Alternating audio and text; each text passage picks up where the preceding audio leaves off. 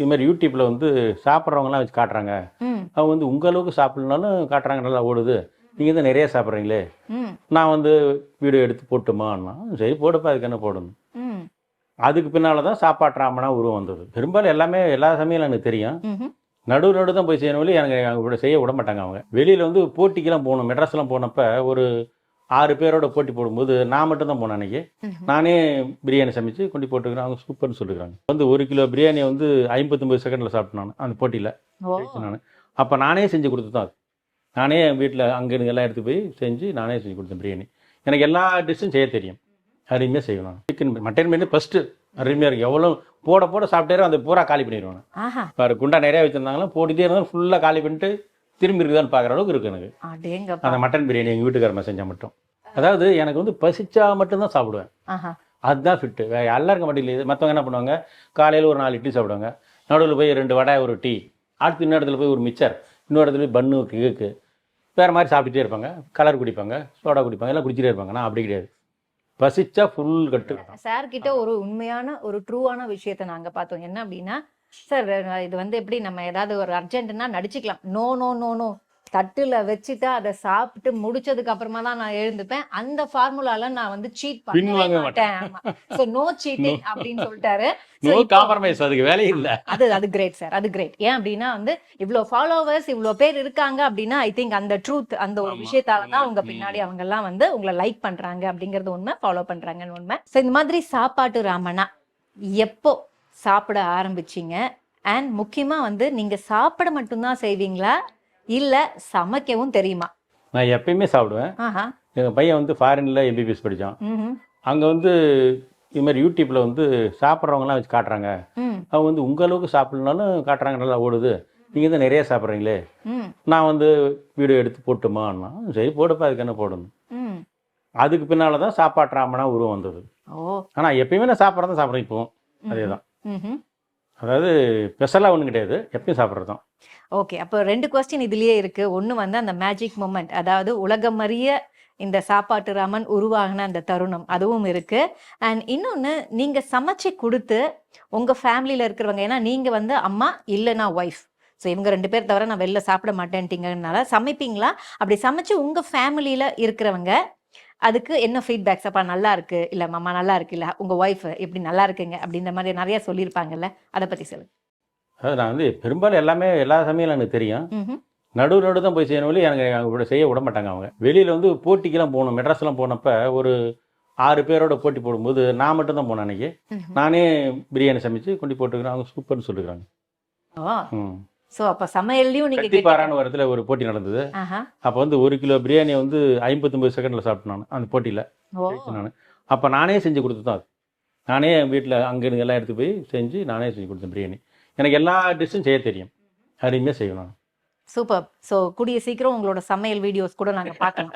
ஏன்னா இதுல நீங்க பார்த்ததுக்கு அப்புறம் சாரோட சமையல் எப்படி செய்யறாருங்கிறத நாங்க பார்ப்போம் அப்படிங்கிற மாதிரி. அண்ட் சமைப்போம்னு சொல்லிட்டீங்க. நீங்க எல்லாத்தையுமே பாத்தீங்கன்னா ஒரு போட்டியா பயங்கரமா சாப்பிடுறதுங்கிறது தான் உங்களோட இப்ப முழு நேரம் அந்த ஒரு பெரிய விஷயம், பெரிய ஒரு அச்சீவ்மெண்ட்டாவே மாறி இருக்கு. இருந்தாலும் உங்களுக்கு ரொம்ப பிடித்த ஒரு ரெசிபி, இதை கொடுத்தா நான் இன்னும் பயங்கரமா சாப்பிடுவேன், ஆசையா சாப்பிடுவேன் அப்படின்னு இருக்கும்ல, அது என்ன? அதாவது எங்கள் வீட்டுக்காரம்மா மட்டன் பிரியாணி செய்யணும். ம் சிக்கன் மட்டன் பிரியாணி ஃபஸ்ட்டு அருமையாக இருக்குது. எவ்வளோ போட போட சாப்பிட்டே அந்த பூரா காலி பண்ணிடுவேன். ஆஹா இப்போ குண்டா நிறையா வச்சுருந்தாங்களா போட்டுகிட்டே இருந்தாலும் ஃபுல்லாக காலி பண்ணிட்டு திரும்பி இருக்குதான்னு பார்க்குற அளவுக்கு இருக்குது எனக்கு அடேங்கப்பா. அந்த மட்டன் பிரியாணி. எங்கள் வீட்டுக்காரம்மா செஞ்சால் மட்டும். வா. அதுக்கு 2வது வகையாக சிக்கன் மற்றெல்லாம் அடுத்தது தான். ஆஹா ஃபஸ்ட்டு மட்டன் பிரியாணி தான். கிரேட். அண்ட் இன்னொன்று, சார் வந்து கிராம், கிலோ கணக்கு இதெல்லாம் சொல்கிறாங்கல்ல. ஸோ இன்றைக்கி கூட பார்த்தீங்க அப்படின்னா நம்ம கேட்கும்போது இந்த கிலோவில் நாங்கள் வந்து பிரியாணி செய்கிறோம், அண்ட் இந்த பள்ளிப்பாளையம் சிக்கன் இவ்வளோ பெருசு செய்கிறோம் அப்படிலாம் சொல்லுவாங்க. அண்ட் சாதாரணமாக சார் நீங்கள் இப்போ எடுத்து ஒரு கை சாப்பிட்றீங்க இல்லையா, அந்த ஒரு கைப்பிடி அப்படிங்கிறது வந்து எங்களுக்கு அது ஒரு நாள் சாப்பாடு, அது விஷயம். அதையே மிச்சம் வச்சு நாங்கள் மறுநாளுக்கும் சாப்பிட்டுக்கலாம் அப்படின்னு. பட் இப்போ அந்த ஒரு கைப்பிடி உணவு அப்படிங்கிறது நீங்கள் எடுக்கிறது கிட்டத்தட்ட 250 கிராம்ஸ்லேருந்து 300 கிராம் வரைக்கும் இருக்கும் அப்படின்னு நாங்கள் ஒரு கணக்கு பண்ணோம். இல்லை அவ்வளோ இருக்காது, ஆஹா ஒரு 150 to 200 கிராம் வரும். அப்படியா? எடுத்து ஒரு உருட்டு வெட்டுனா. ஓகே.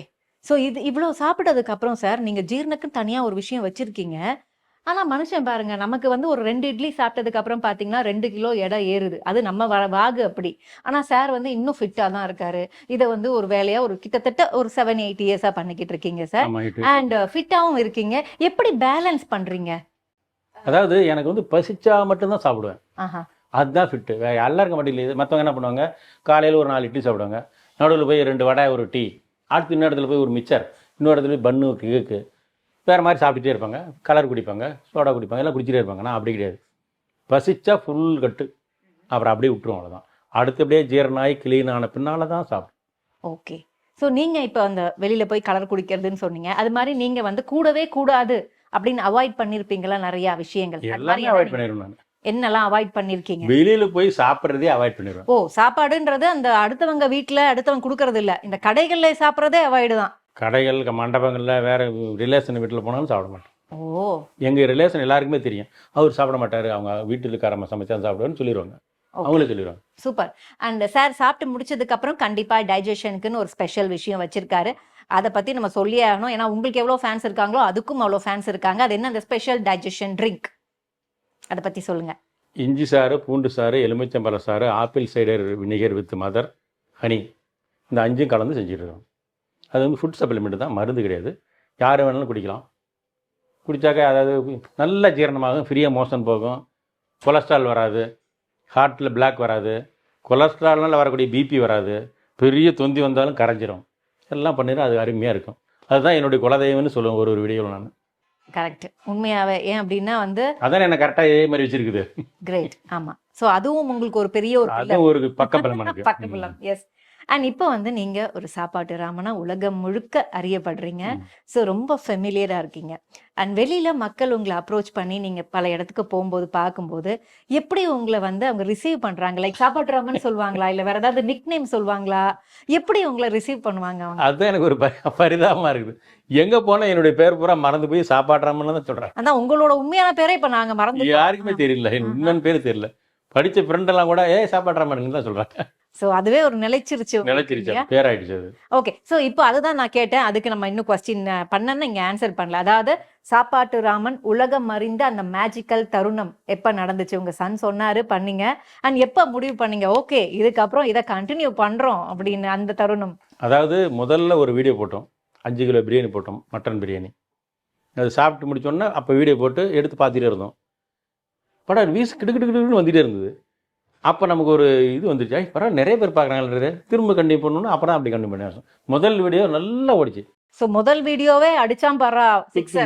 அதனால பார்த்தோம், சரி ஓகே இது கண்டினியூ பண்ணாலும் கண்டினியூ பண்ண ஆரம்பிச்சோம்.